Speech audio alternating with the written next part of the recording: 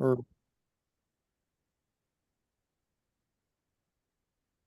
Okay. Well, let's just dive right in because I really want this to be valuable for all of you.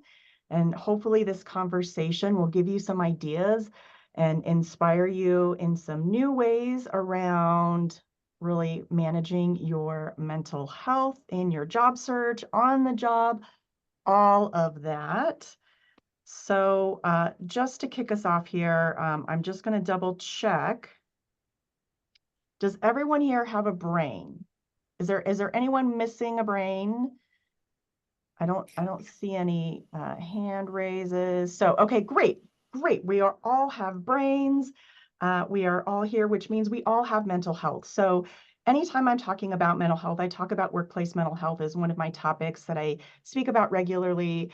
And I always like to start off by breaking a little bit of stigma because even though it's becoming a more common topic, there still sometimes can be some sticky points around talking about mental health. And so I just want to remind all of you that everyone has mental health because everyone has a brain. And you have mental health in the same way that you have physical health. So you might live with a mental illness, just like someone might live with a physical illness. Someone might have diabetes, for example, and they live with that every day, and they have to take medications or make lifestyle changes to manage their diabetes, right?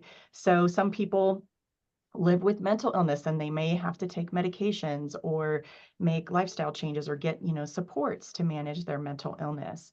And then there's other people who don't live with mental illness, but you still may experience like a temporary mental health crisis. Just like as a healthy person, you might break a bone or you might get COVID. You may have something happen with your mental wellness that causes you to have some kind of setback or like a minor mental health crisis, and you may need additional support. So I just really want to invite you all to consider that you have mental health, whether or not you live with mental illness, and to be mindful about how are you taking care of your mental health in the same way that you take care of your physical health. Most of you probably make sure that you get enough sleep or that you exercise regularly or that you eat well. So, you know, we can implement strategies around mental health the same way that we do around physical health.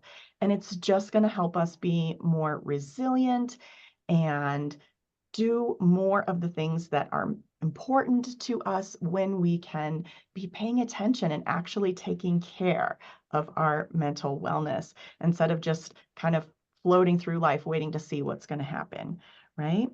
And everyone on this call today is, in a job search, and that's stressful. So I want to take a moment to check in. I want to do a really brief mental wellness check and, check in with yourself. And this red, yellow, green stoplight is a great way just to check in and note how you are doing right now. So in this moment right now, check in with yourself.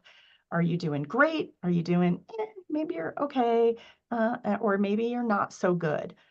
This mental wellness check using the stoplight is a great way to check in with yourself regularly to just notice how you're doing. Because what happens with mental health crisis that any of us may experience is once you're in it and you're really deep in it, you can come out of that, of course, but it can be a journey to come out of. And if you can be checking in with yourself regularly, then hopefully you can notice earlier in the process that you might be struggling and need some support, and you can start to get some of that support. So, changes at work and in life, even positive changes, can impact your mental health. So, things like even getting a promotion at work or getting a new job. So right now, most of you are in a job search. And I think we all kind of know, we've all feel that being in a job search is stressful and that it impacts the mental health. But even once you get a new job and you're starting that new job, or when you're getting a promotion, or even sometimes when something good is happening, it still can impact your mental health. So I just want to acknowledge that to create so much space for you today to be mindful about what strategies you're using to support your mental wellness. So let's talk about some signs you might be struggling. So if you're in a transition, such as you are right now, you may know that you're struggling, or you may know, hey, I'm in a transition. This is going to impact my mental health. But let's talk about some signs that you may be struggling, because there's so many different factors and circumstances that can impact mental health. And I want you to be resourced to notice more quickly when you are struggling so that you can get support when you're struggling. So these are just some signs that you may be struggling. We've got decreased productivity, difficulty managing emotions, increased anger or frustration, poor sleep or other types of changes in your sleep habits, an increase in anxiety, rigidity. This is another sign for many people that you might be struggling.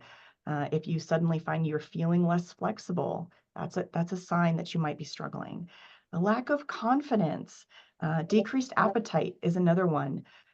There's so many signs that you might be struggling, and I really want everyone here to know what it looks like for you. So I'd love to hear, in addition to some of these signs that we have on this slide, I'd love to hear from you. Put in the chat, please, like, what are some signs that you might be struggling, or someone you know, maybe you have a friend or family member who struggles sometimes.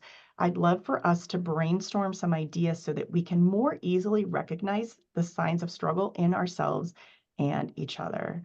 Um, so yeah, like what are some signs? Let's put some ideas in the chat, or raise your hand and I can call on you and you can tell me out loud. Yeah. And yeah, I'm seeing your comment from earlier, Mark, that you only have half a brain. Awesome. We love it. You still, the half that you have still counts, right? And thank you for sharing that you are at, a yellow today. Is there anything you want to say out loud about that, Mark? Go ahead, unmute yourself. Yeah, I had a friend recently die. He just dropped dead of an aneurysm. Oh, And so, it's been hard. And yesterday it hit me particularly hard and I didn't sleep well. And so, it's something as we age. I talked to my dad about this morning. He's 97. He goes, Mark, as we age, no one gets out of here alive. But, when that suddenness, and somebody you haven't talked to in a while. So it's just, it's hard. yeah. And that's the second friend in the last year who has dropped dead. Just, walking and just keeled over.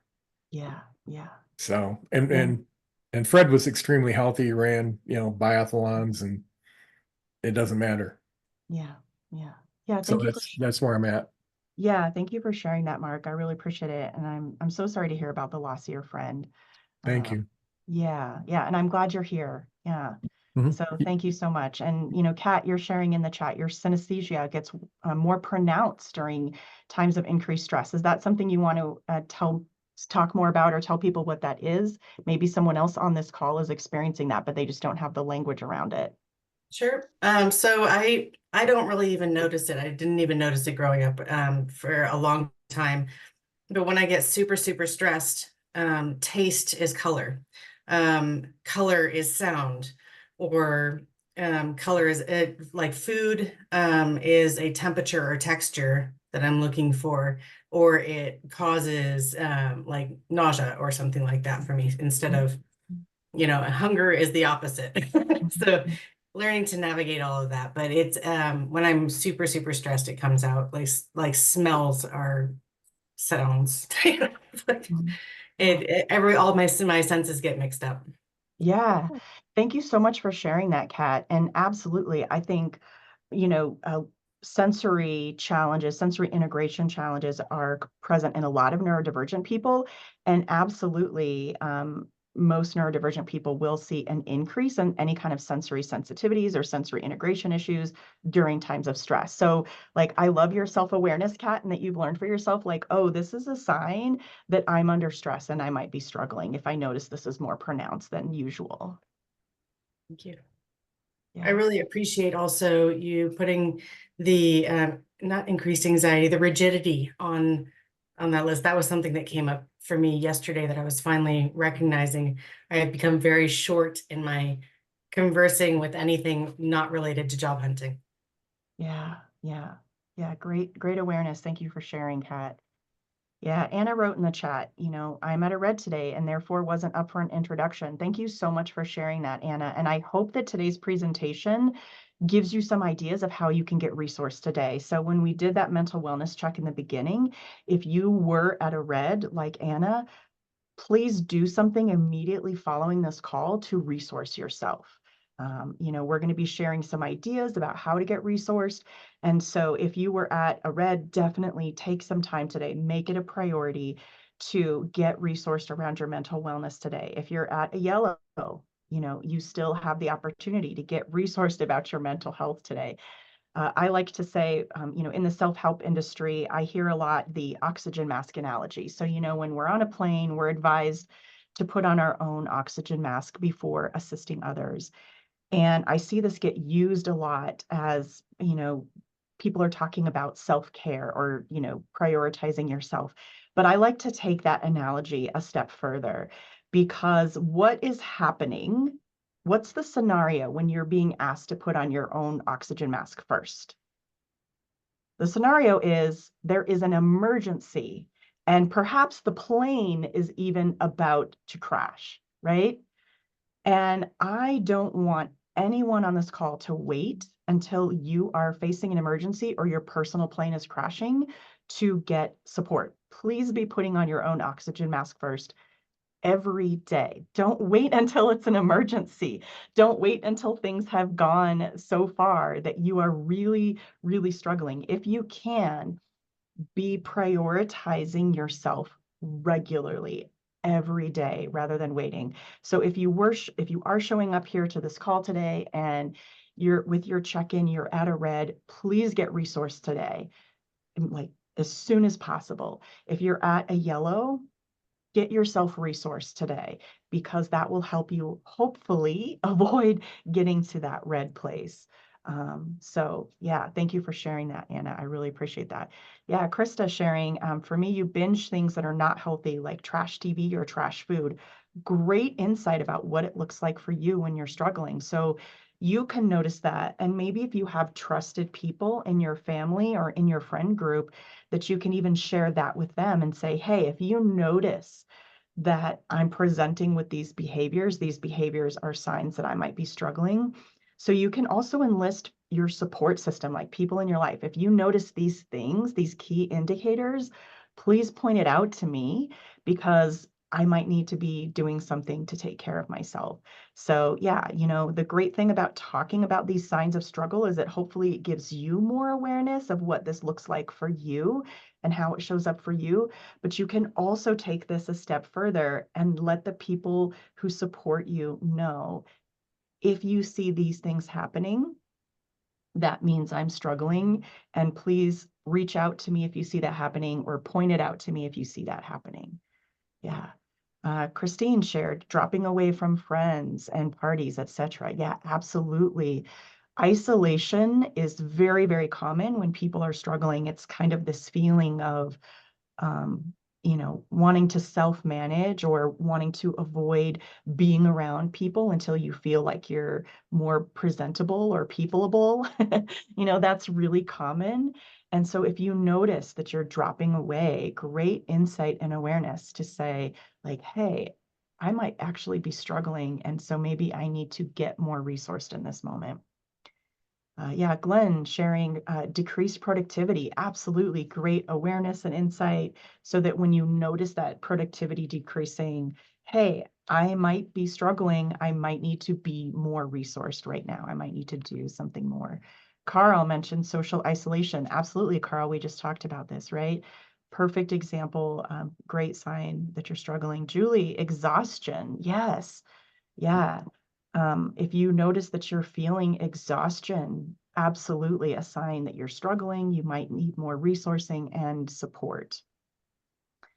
We've got Meg saying, your friend that I've known for the last 8 years lost her son to suicide 8 weeks ago. She stopped communicating with me, stopped responding to emails, texts, and calls, and I'm concerned.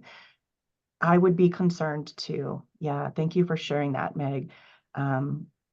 I invite you to keep reaching out to her, even if she doesn't respond. Sometimes it can be helpful just to know that there is somebody out there who is, who cares, who's looking out for us. And when she's ready, hopefully she'll respond to you and reach back out. So thank you. Thanks, Chris. I appreciate that. Yeah. Yeah, yeah. Carl, reduced enjoyment of things. Absolutely. Yeah. If there's things that you used to enjoy, activities, hobbies that you used to enjoy, and you're noticing a reduced enjoyment, another great sign that you might be struggling and you may need to get more supported and resourced. Absolutely. Yeah. Julie, don't hesitate to reach out to your loved ones. Yes, absolutely. And, sometimes you might have an inkling that somebody that you know is struggling, and sometimes you won't. Sometimes you won't know, because if you have people in your life that are particularly strong, and they show up as leaders and they show up in their strength a lot, oftentimes individuals like that just won't show a lot of outward signs that they're struggling because they're covering it up. They're hiding it from everyone. So, a good thing to be aware of, and don't hesitate to reach out to people anytime. Just, a little, I'm thinking of you, letting people know that you care. Absolutely. And Meg saying, for me personally, when I'm stressed, I start being short and reacting as opposed to listening and absorbing people's information. Yeah. And that usually means I'm going to have a mini emotional break, tears or feelings of futility or in frustration or all of the above. Absolutely. Yes. Thank you so much for sharing that. Yeah, great awareness. Julie, a daily practice of self-care makes all the difference. Yeah, start your mornings and meditation with meditation and Qigong. Yeah, and have had a later start with job hunting, but it sets you up for more success.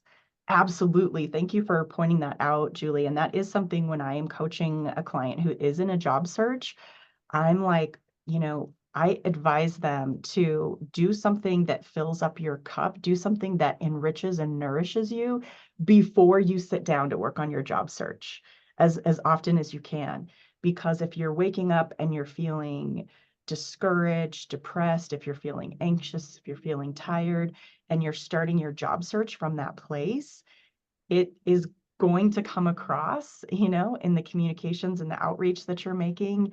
And you're just going to, most of the time, get more and more depleted from there. So I absolutely recommend doing something that's going to enrich and fulfill you before you sit down to work on your job search each day.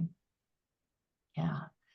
And yeah, we've got a lot of great comments here in the chat. Meg, my last manager, according to expert therapist friends, was a narcissist and abusive to me in every interaction for over 11 months, including in front of team members and other leaders.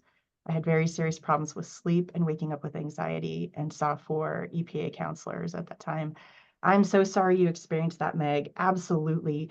Many people who are in a job search, like a job search itself is stressful. And I want to acknowledge that there are a lot of people who are coming out of toxic and abusive work situations.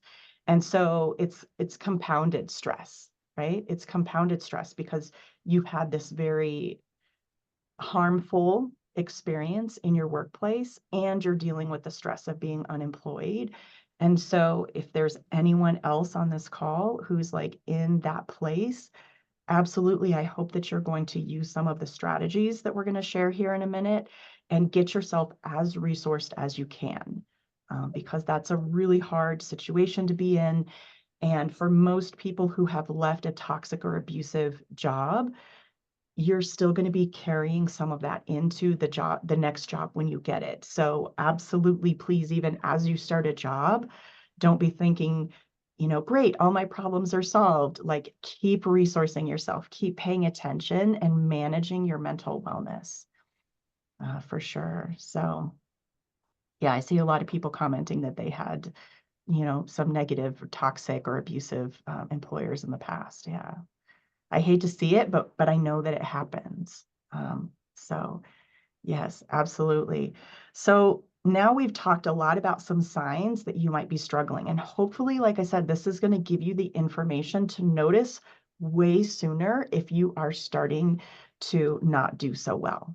Okay. Because when you notice you can become more resourced. You can choose to do things that are going to improve your mental wellness and your resilience, okay?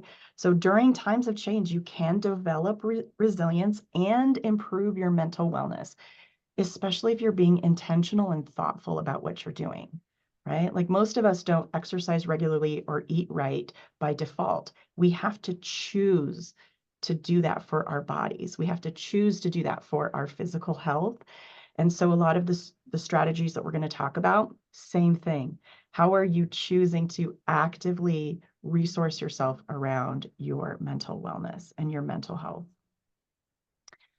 So I want to talk about some ways that you're going to get resourced. And so the first category of resourcing that we're going to talk about today is self-care. So these are things that you do for yourself that support you and fill up your cup. And instead of giving you a list of things, I want to hear from you. Like, what are those things that you do for self-care that resource you?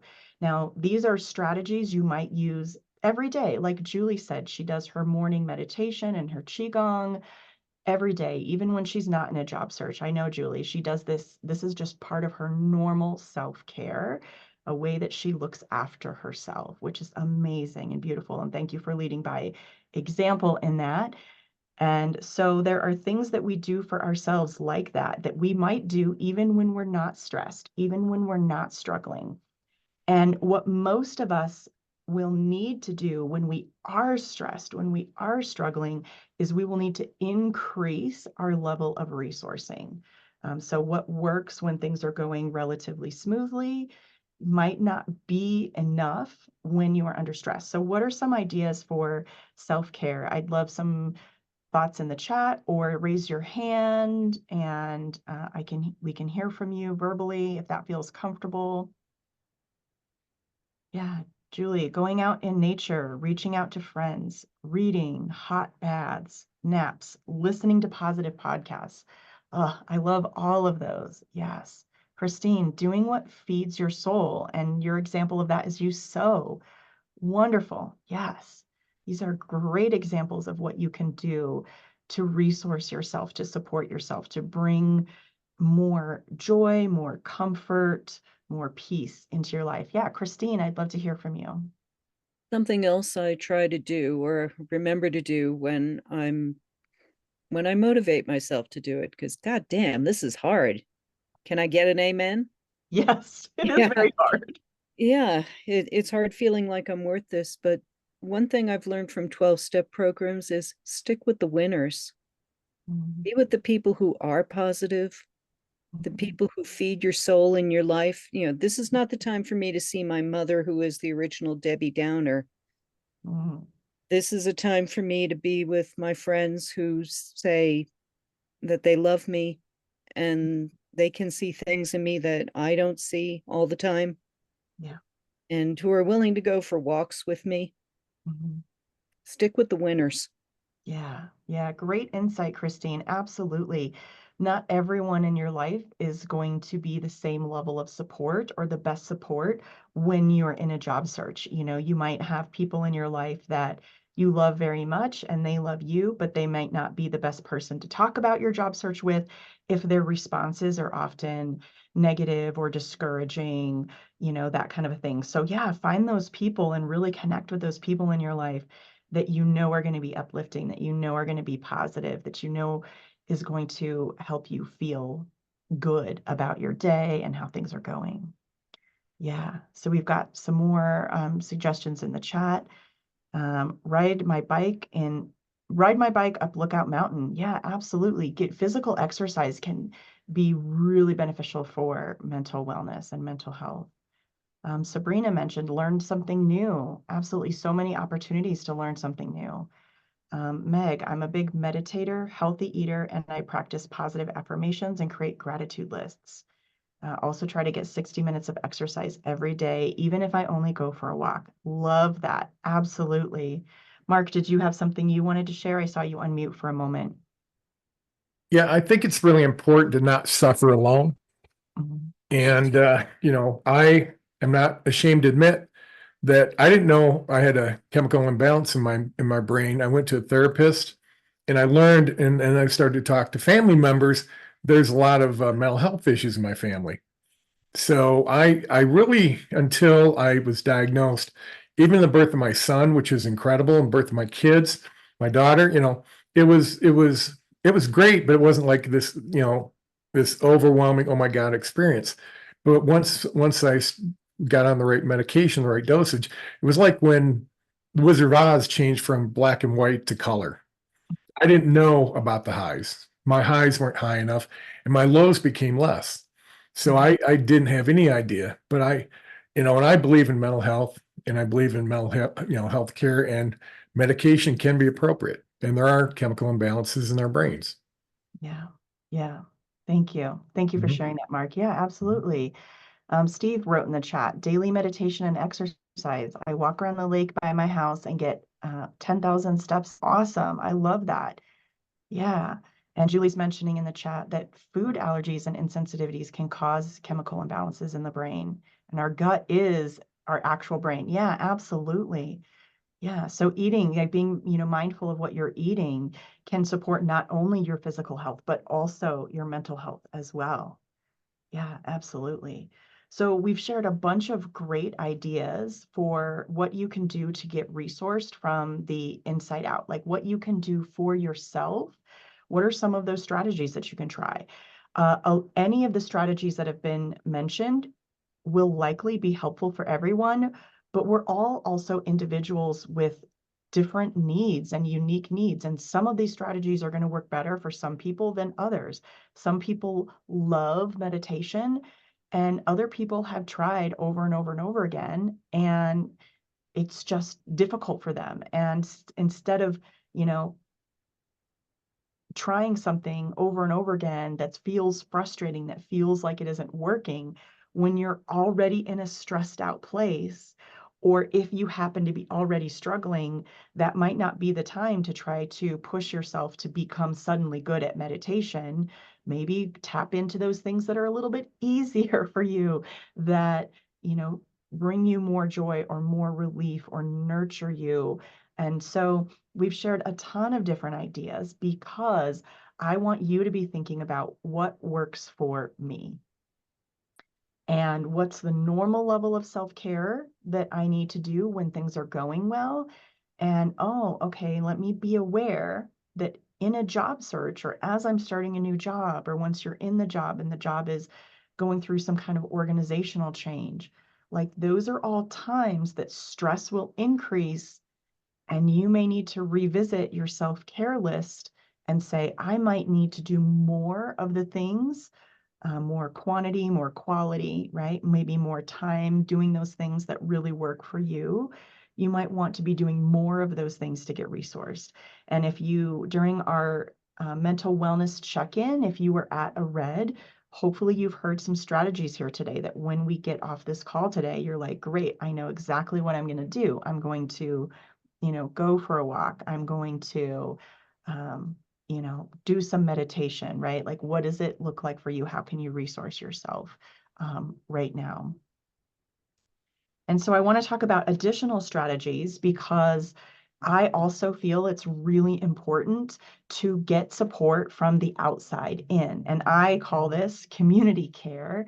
And this is like allowing ourselves to be connected with other people, to be getting support from the outside in. I want you to walk away from this session today really having a clear picture in your mind of like, what is it going to look like for me to not only resource myself, but also to receive some support? So yeah, I'd love to hear your ideas and your suggestions.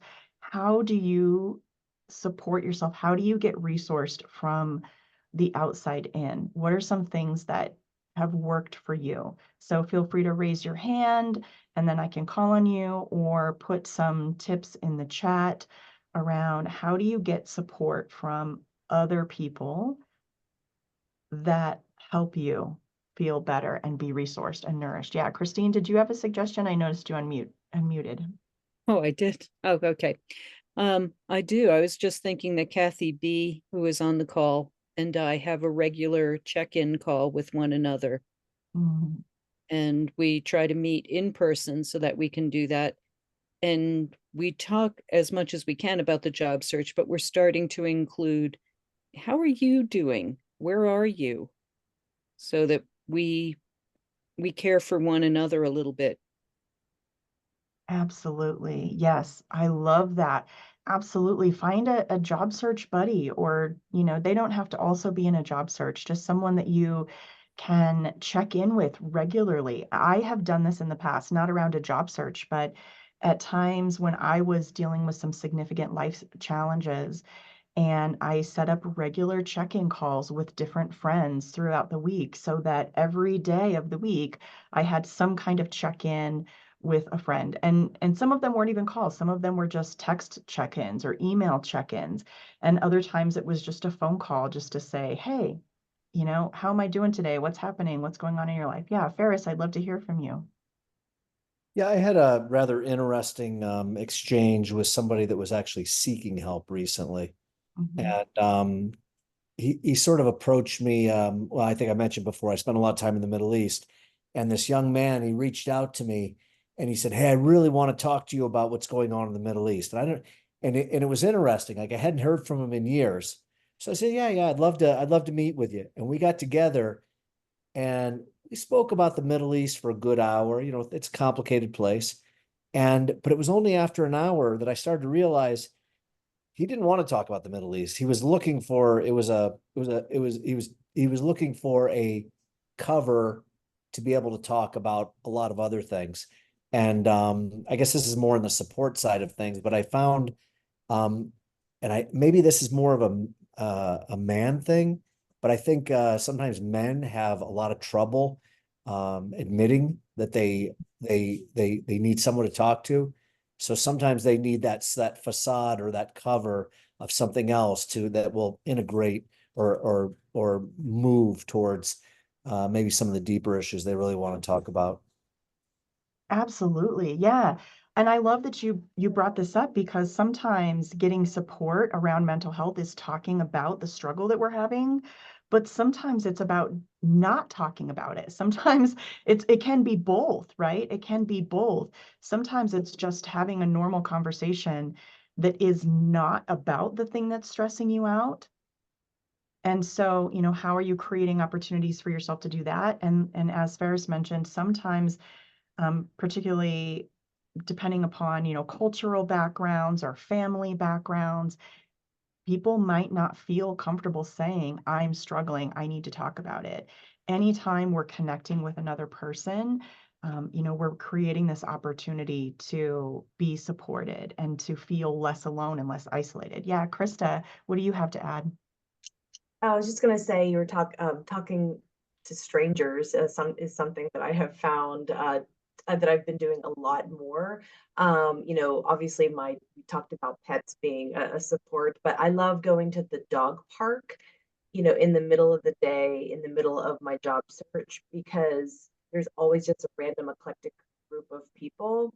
And I'm not Chrysta, the person who is desperately looking for a job and is disappointed.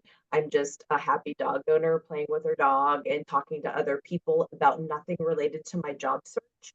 And they don't know who I am necessarily, so they don't ask me how the job search is going, except there's one woman, but that's okay.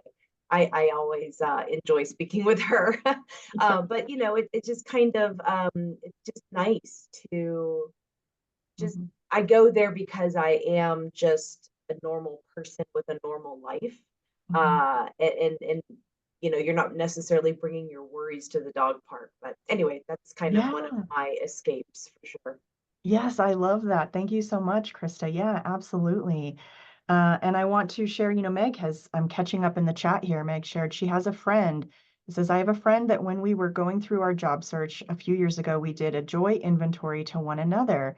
What is bringing us joy today? And if nothing is, how do we create some joy? Because it's necessary to do this. Oh my gosh, this is such an amazing practice, Meg. Thank you so much for sharing that you did this. Like, there's probably people in your life right now, or maybe someone else on this call today that you can connect with and say, yeah, let's be doing this joy inventory with each other and checking in around where our joy is, because being in a job search is stressful. Job search fatigue is a real thing.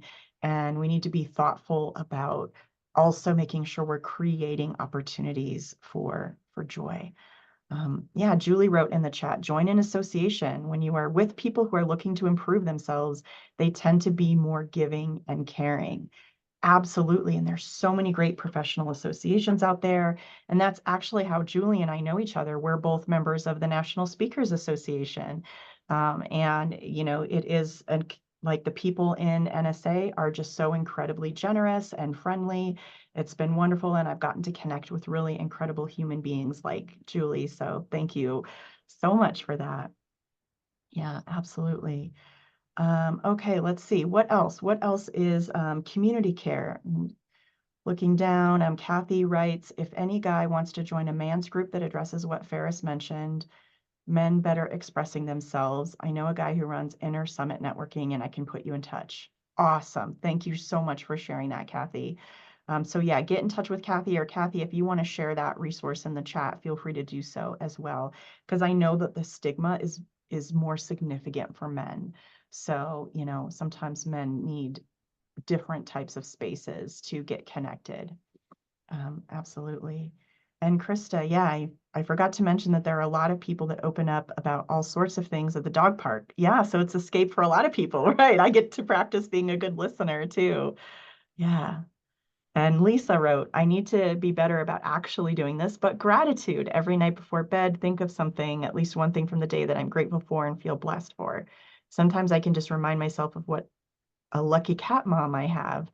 These two felines are truly special little beings. Yes, absolutely. I'm a big fan of gratitude practices, and I wrote about, that's one of the strategies that I share in my book. I wrote a book, it's called Beautiful Badass, How to Believe in Yourself Against the Odds.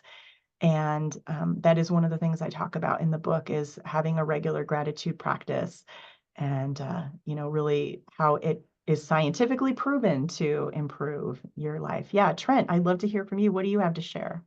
Yeah, one of the things that I recently kind of came across was just the ancient philosophy of Stoicism, which kind of has a whole different, for me at least, was a whole different way of looking at things. And for and it struck me that in a lot of ways, you know, I mean, I've had challenging experiences in life, and there have been times that I've, you know, kind of gone through very, very serious kind of stress phases that really kind of shut me down emotionally and whatnot. And one of the tenets of Stoicism is the idea of, you know, we can't always control kind of what goes on in life, but the thing that we can control is how we react to it, right? And that really resonated with me, because when I was going through those phases, you know, I was really salting my own wounds, right? Because again, you know, what was going on was one thing, but then how I reacted, you know, by letting, how I reacted didn't help, right? Again, we can't control the weather, but whether we get pissed off about the fact that it's raining or it's snowing or it's whatever doesn't help, right? Yeah. Right. And so anyway, there's how I you know, some YouTube videos popped up, but there's a gentleman named Ryan Holiday who has written a number of books. One's called The Obstacle is the Way, and it's just loaded with all kinds of examples of, you know, Nelson Mandela and Amelia Earhart, and how all these people basically took challenges, and not only, you know, there's that old expression of, you know, turning lemons into lemonade, right? And where it's, you know, you've got this nominally bad thing, but you turn it into this fantastic thing, right? And so this whole idea, because it's fundamentally about a paradigm shift, right? It's about not only is it just, you know, coping with the bad thing, but it's the idea is that make the bad thing into a good thing, right? It's like, okay, yes, I've gotten laid off, right? But okay, maybe this is actually a good thing, because my boss was, to be blunt, a fucking asshole, right? And I hated that commute. And, you know, now I get to, and I kind of wanted to be doing a different thing anyway. So now I get, you know, it's not that I have to find a new job. It's now I get to do a pivot or, you know, whatever, right? So anyway, Yeah. Yeah, So, absolutely. Those mindset shifts and connecting with other people with similar ideas and interests, or ideas and interests that inspire you. It was brought up earlier on this session too. Someone was talking about meetup groups, and you can do networking even if you're like joining a hiking meetup group. But like also joining a hiking meetup group, if you love hiking, can be a great way to experience community care because you're out, you're getting out, you're exercising your body, and you're doing it in community. You're doing it with other people, right? So like, what are some of those ways that you can be connecting in and getting resourced and supported, that is going to help you with your mental wellness and help you build resilience? And one thing that I like to mention when I talk about community care in particular is like, how open are you to receiving? How open are you to receiving? Because a lot of us tend to be a little bit independent. And when people are offering help, sometimes we are rejecting it without realizing that we're doing it. And when I'm giving talks about mental health, oftentimes people will ask me the question and they'll say, okay, Chrysta, I want to know how to get better at asking for help. And I've been asked this question so many times in speaking engagements. It's actually the topic of my next book, is how to ask for help. But when I'm giving a speaking engagement and someone asks that question, my first bit of insight for them is look for where you are already being offered help and support that you might be turning down and you're not even realizing it. Because yes, asking for help is important.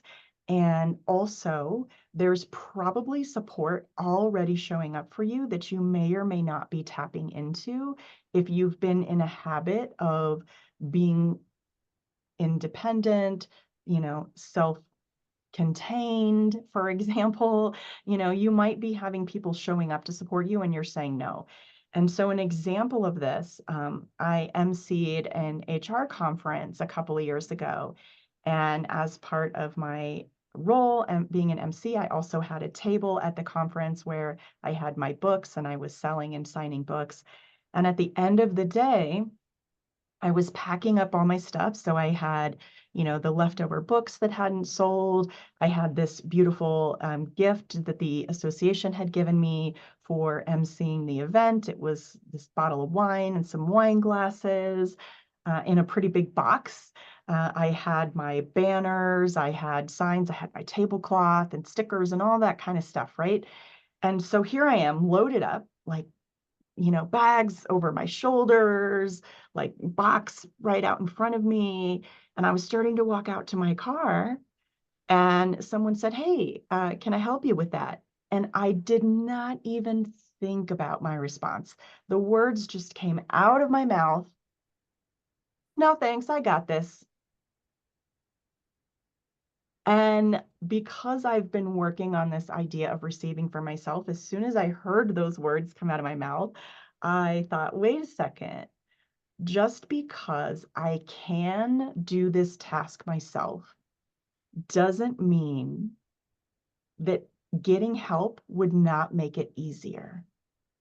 It doesn't mean that I have to be the one to do it myself just because I can do it myself.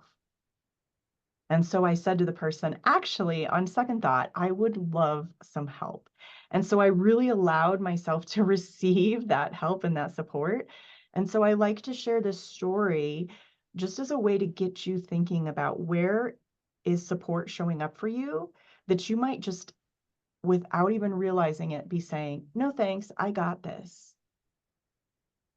And one of the most powerful ways that you can be resourced in your mental health, as well as one of the most powerful ways that you can build relationships and connections with people, is allowing someone to help you, even with a task that you are perfectly capable of doing yourself. So in that instance, getting help carrying all of my supplies for my table, my vendor table at that event, it doesn't sound like it's directly related to mental health. But the thing is that anytime you can get help anywhere in any way, it's going to decrease the mental load. It's going to decrease the stress that you're carrying around with you. And so please be open to receiving the help and support that's already showing up for you all the time. And it's just there. All you have to do is say yes. And we've heard so many amazing offers for help already here on this call today at BoulderNet, on Longs Peak Net and NoCoNet. Like, there's people who say, I've got this resource, I've got that resource, I'm willing to do this for people.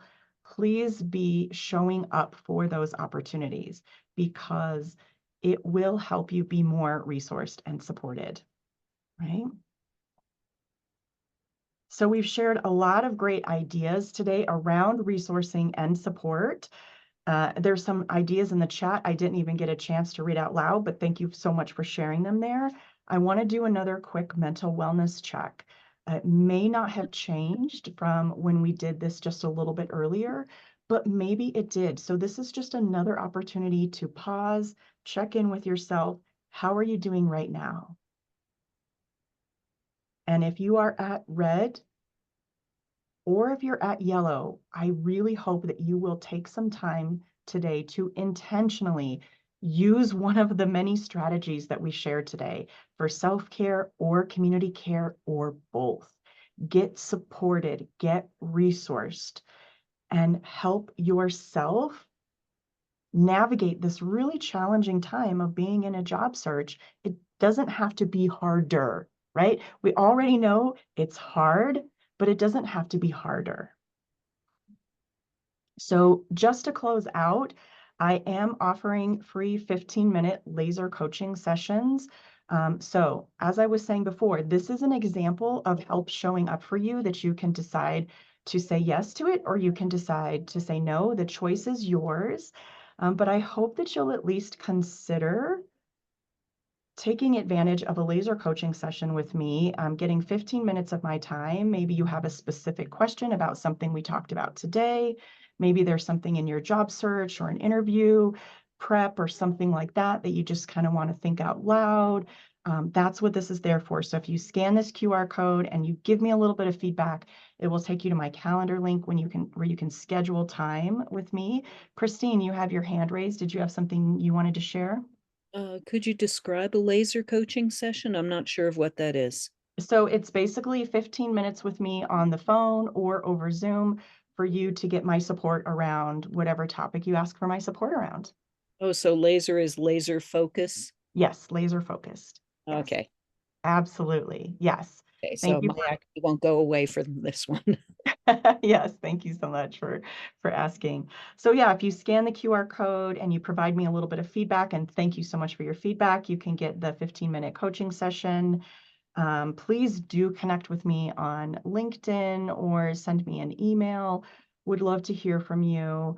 How did you have insights or ahas from this? How is your job search going? Anything like that. Would love to hear from you. And I do want to mention as well, as we're closing out today, that I will be doing at NoCoNet on July 15th. So this is in person in Fort Collins. On July 15th, as part of the NoCoNet meeting, I will be doing interview prep breakouts. So people will have an opportunity to sign up to get a few minutes with me in person around, if you're prepping for an interview, I can give you some tips and help you do that. So that's July 15th at NoCoNet in Fort Collins. Yeah, so that's what I've got to share with you today. And we're like a little bit past 10:32.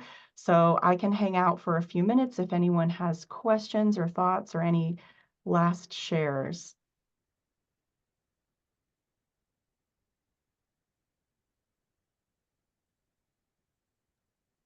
What you got?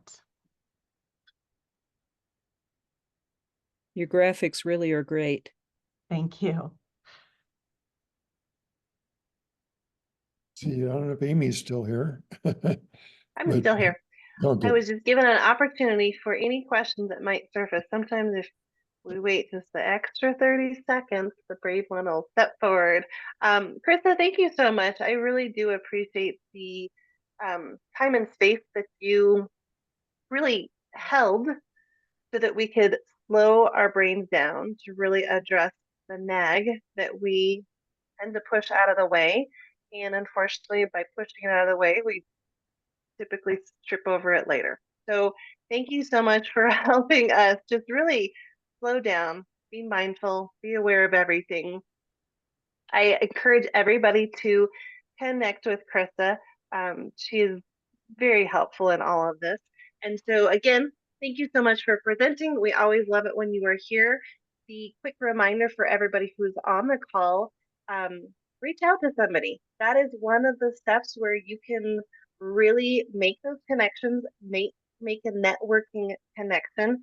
And it could be just literally the dog park mentality where you, after 10, 15, 20 minutes, you happen to say, by the way, do you know about this? It's job focused. Give yourself a mental break and just make sure that you are taking care of yourselves. We will have this recording available for those later. You can also take a quick look at, once Don will email this out, you can take a look at past presentations and just, we encourage everybody. We are here to be your cheerleader. We're here to just help you keep going, because it is, it's a hard thing that we're all going through looking for work. And I wish you the best rest of your day. It's going to be a wonderfully warm day, but I wish you all the best.